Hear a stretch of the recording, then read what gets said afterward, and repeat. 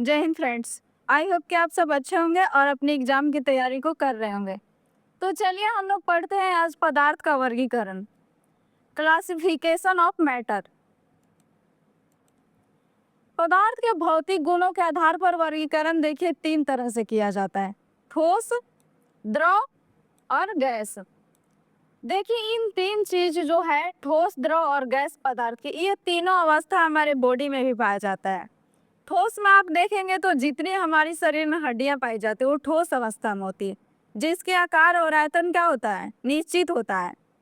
लेकिन जो द्रव देखेंगे मतलब हमारे अंदर जो पानी पाया जाता है, जो हम लिक्विड के रूप में, या फिर जो ब्लड है हमारे अंदर, ये हमारे शरीर में द्रव के रूप में पाए जाते हैं। इसका आकार और आयतन निश्चित आकार का नहीं होता है, जिस बर्तन में आप इसे डालेंगे उसी आकार का ये हो जाता है। अब है आपके पास गैस, गैसीय अवस्था। तो जो हम सांस लेते हैं और छोड़ते हैं, ये हमारा गैसीय अवस्था है। ये भी हमारे शरीर में पाया जाता है, जो हम ऑक्सीजन को ग्रहण करते हैं और कार्बन डाइऑक्साइड को बाहर छोड़ देते हैं। इनका ना तो आकार निश्चित होता है और ना ही आयतन निश्चित होता है। एक एक करके हम इनके बारे में जानते हैं। शुरू करते हैं हम ठोस को। पदार्थ की ठोस अवस्था, देखिए इसकी संरचना किस तरह से होती है। इसमें कुछ विशेषताएं पाई जाती है। कह रहा है कि अंतराणु का आकर्षण बल अधिक होता है। तो अंतराणु का आकर्षण बल इनके कणों के बीच में पाया जाता है। देखिए इन कणों के बीच में जो आपका बल पाया जाता है, जिसके कारण एक दूसरे को ये बहुत मजबूती से पकड़े हुए हैं, इसी को हम अंतराणु का आकर्षण बल बोलते हैं। तो ये इनके बीच बहुत मजबूत पाया जाता है, ठोस कणों के बीच में। इसी कारण से देखिएगा कि ठोस आपको जो पदार्थ होता है, आप जहां जैसे रख देंगे उसी तरह से वहां पड़ा रहता है। कह रहे हैं नेक्स्ट की कण एक दूसरे को बहुत पास होते हैं। देखिए आप इनके कणों के बीच में ज्यादा गैप नहीं देखेंगे, ये एक दूसरे से बहुत मजबूती से सटा हुआ रहता है, पास पास रहता है। अब है अंतराणु का स्थान बहुत कम पाए जाते हैं। देखिए इनके बीच ये जो कण आपको दिखाई दे रहे हैं, इनके बीच जो खाली स्थान होता है बहुत ना के बराबर होता है ठोस में। इनके बीच जो खाली स्थान होता है ना कणों के बीच में, उसी को हम बोलते हैं अंतराणु का स्थान।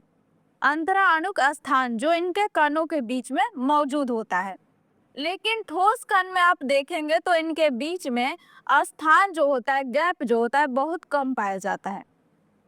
कह रहा है कि कण केवल अपने स्थान पर कंपन करते हैं, मतलब ये थोड़ा सा वाइब्रेट करता है अपन जगह पर, अपने जगह पर, एक स्थान से दूसरे स्थान पर नहीं जाते। मतलब हल्का इनमें हलचल तो होगा, लेकिन ये एक दूसरे से फिसल नहीं सकते हैं, ये एक दूसरे को मजबूती से पकड़े हुए रहते हैं। देखिए ठोस पदार्थ के सामान्य गुण में हम देखेंगे आकृति और आयतन। तो देख लीजिए आकृति और आयतन। कह रहे हैं ठोस पदार्थ का आकार और आयतन निश्चित होता है। मतलब आप कोई भी, मान लीजिए कि आपके पास कोई भी सामान है, बर्तन या फिर बुक या फिर कोई भी मोबाइल, इनका आकार क्या होता है, निश्चित होता है, और आयतन भी इनका फिक्स होता है। पात्र बदलने पर इसका आकार नहीं बदलता है। मतलब कि जैसे आप सोचिएगा कि एक बड़ा सा हम ईंटा ले लिए या पत्थर रखे हैं, उसको किसी चीज में डाल दें तो उसका आकार चेंज होगा नहीं, ये फिक्स रहता है। जैसा जमीन पर रहेगा उसी तरह से पानी में भी रहेगा, या किसी बर्तन में डालेंगे तो उसी आकार का रहेगा। ठोस कण बहुत पास पास होता है। हमने बताया कि ठोस के कण जो होते हैं ना, ये एक दूसरे को मजबूती से पकड़े रहते हैं, बहुत पास होते हैं। कण केवल अपने स्थान पर कंपन करते हैं, परिवर्तन नहीं करते। मतलब ये कण एक दूसरे को छोड़ के अलग नहीं होते, इसीलिए ये ठोस होते हैं, मजबूती से पकड़े रहते हैं इनके कण। आगे देखिए दूसरा है हमारा घनत्व। कह रहे हैं ठोस पदार्थ का घनत्व निश्चित होता है। देखिए आपके पास कोई एल्युमिनियम है, इसका घनत्व जो होता है एकदम फिक्स होता है। कह रहा है कि यह पदार्थ के प्रकार पर निर्भर करता है। मतलब कि सभी पदार्थ का घनत्व अलग अलग होता है, एक तरह का सबका घनत्व नहीं होता है। घनत्व का देखिए यहाँ फॉर्मूला दिया हुआ, द्रव्यमान बटा आयतन, तो आप इसे नोट कर लीजिएगा इंपोर्टेंट में। घनत्व बराबर द्रव्यमान बटा आयतन। लोहा का भी फिक्स होता है, इसी तरह तांबा, मतलब धातुएं जितनी होती है ना, उनकी जो घनत्व होता है ना बहुत ज्यादा होता है, एकदम फिक्स होता है, बिल्कुल अपने जगह से एक ठोप भी घिस सकता नहीं है। एक ही प्रकार के पदार्थ का घनत्व हर जगह समान होता है, चाहे आप जमीन पर रखें, पानी में रखें या कहीं रखें। सब मतलब एक पदार्थ है तो उसका घनत्व सभी जगह समान होगा। ठोस पदार्थ का घनत्व निश्चित होता है और यह पदार्थ के प्रकार पर निर्भर करता है। इसी तरह से हमारा देखिए नेक्स्ट है द्रवणांक एवं क्वथनांक। ठोस पदार्थ के द्रवणांक और क्वथनांक। कह रहा है कि सबसे पहले आप द्रवणांक को समझिए क्या होता है। वह ताप जिस पर ठोस पिघलकर द्रव में बदलता है। मान लीजिए कि आप एक बर्फ रखे हैं, आपके पास एक बर्फ का गोला है, लेकिन आप जैसे ही देखिएगा कि उसको बाहर निकालते हैं तो टेम्परेचर ऐसे जब वो ठोस है तो उस पर 0 डिग्री रहता है, लेकिन जैसे आप उसे बाहर निकालेंगे टेम्परेचर उसका बढ़ेगा 1 डिग्री 2 डिग्री ऐसे होने लगेगा। तो उसका मतलब कि वो धीरे धीरे पानी में बदलने जगह लगेगा, मतलब बहने लगेगा। तो वही होता है कि जिस ताप पर पहुंच करके कोई ठोस पदार्थ द्रव में बदलने लगे तो उसको हम बोलते हैं कि ये द्रवणांक है। इसी तरह से आपका क्वथनांक है वो ताप जिस पर द्रव उबलकर वाष्प गैस में बदल जाता है। मतलब कि क्वथनांक का मतलब होता है कोई भी द्रव आपके पास है, हमने उसे गर्म करना शुरू कर दिया तो उबलते उबलते आपने देखा होगा कि गैस में बदल जाता है। आप खाना बनाते हैं तो देखते हैं कि ढक्कन से मतलब ऊपर भाप पूरा उठने लगता है। तो वही कहता है कि वह तापमान जिस पर पहुंच के कोई भी पदार्थ उबल करके गैस में कन्वर्ट होने लगे तो उसी को हम बोलते हैं क्वथनांक। यहाँ देख लीजिए कि क्वथनांक, मान लीजिए आपके पास कोई बर्फ है तो इसका द्रवणांक होगा मतलब 0 पर ये ठोस होगा, लेकिन जैसे टेम्परेचर बढ़ेगा धीरे धीरे लिक्विड में बदलेगा। लेकिन इसको जैसे 100 डिग्री पर तक गर्म करेंगे ये गैस बनने लगेगा, भाप बन के ऊपर उड़ने लगेगा। इसी तरह से नेप्थिलीन को आपने देख लिया होगा कि इसका द्रवणांक जो होता है 80.5 डिग्री सेल्सियस है, लेकिन क्वथनांक इसका 218 डिग्री सेल्सियस है।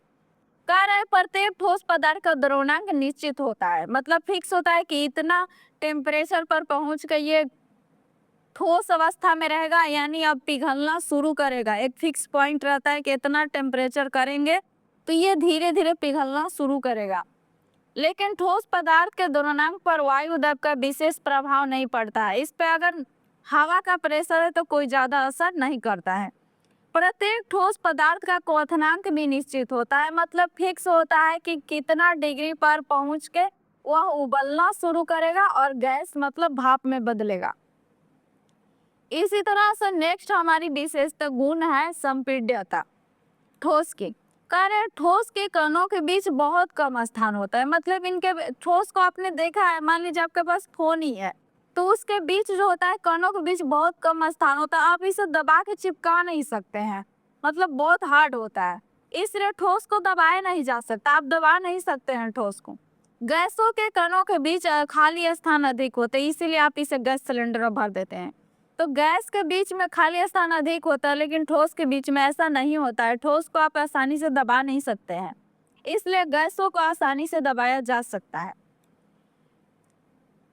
अब हमारा है प्रसार एवं संकुचन। तो कह रहा है कि जब पदार्थ को गर्म किया जाता है तो उसका आयतन बढ़ जाता है, तो उसी को हम प्रसार बोलते हैं। जब मान लीजिए कि आपने लोहा को गर्म किया, लेकिन हम जब आसानी से थोड़े टेम्परेचर पर गर्म करते हैं कोई ज़्यादा असर नहीं होता है, लेकिन एक ज़्यादा टेम्परेचर पर आप उसे गर्म करेंगे थोड़ा थोड़ा लिक्विड अवस्था में मतलब आने लगता है, मुलायम होने लगता है, उसी को हम बोलते हैं प्रसार, मतलब उसका आयतन बढ़ रहा है।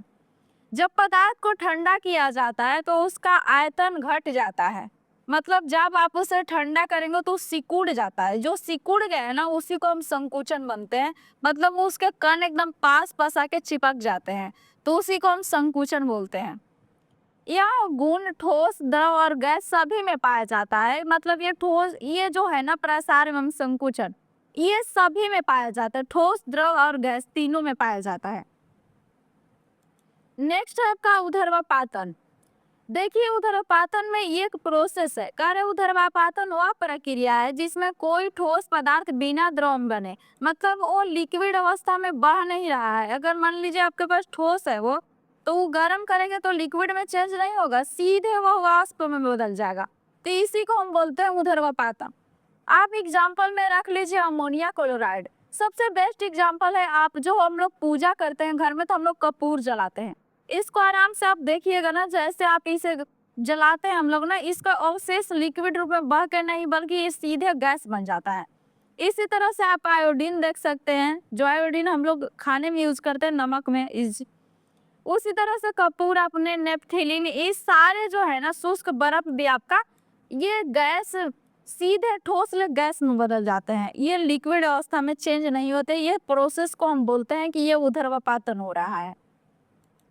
नेक्स्ट है हमारा विसरण। ठोसकार है विसरण एक प्रक्रिया है जिसमें द्रव या गैस के कणों के बीच स्वतः ही अपने आप फैल जाते हैं। मतलब कोई पदार्थ रखा रहेगा खुले में और ये धीरे धीरे उनका कण जो होता है फैल जाते हैं। कह रहे विसरण केवल द्रव और गैस में पाया जाता है, ठोस कणों के बीच में नहीं पाया जाता है विसरण। कह रहा है कि विसरण तेज या धीमी हो सकता है, यह तापमान पर निर्भर करता है। अगर टेम्परेचर आप बढ़ाएंगे तो फैलने की गति जो होगा तेज हो जाएगा, लेकिन जैसे टेम्परेचर कम होगा तो धीरे धीरे फैलेगा। उच्च तापमान पर विसरण तेज होता है। अभी हमने बताया आपको, विसरण की गति हल्के कणों में भारी कणों की तुलना में अधिक होता है। मतलब विसरण का जो गुण होता है ना, वो हल्के कणों से भारी कणों की तुलना में अधिक होता है। मतलब हल्का कण रहेगा तो ज्यादा फैलेगा। प्रारंभ में देखिए आपने कोई रंग, जैसे हम लोग रंग रखते हैं, मतलब मान लीजिए कलर किसी पुड़िया से निकाल कर आप बाहर रख देंगे तो कुछ देरी के बाद आप देखेंगे उसका कण पूरा फैल के चारों तरफ लग जाता है। तो वही है, मतलब इन द्रव और गैस के बीच में पाया जाता है इस गुण, विसरण का गुण। Thank you so much watching this video. I hope कि वीडियो आपको पसंद आया होगा, तो लाइक शेयर एंड चैनल को सब्सक्राइब करना बिल्कुल ना भूलिए। अगर किसी भी टॉपिक में अगर आपको दिक्कत आती है तो कमेंट जरूर करिएगा।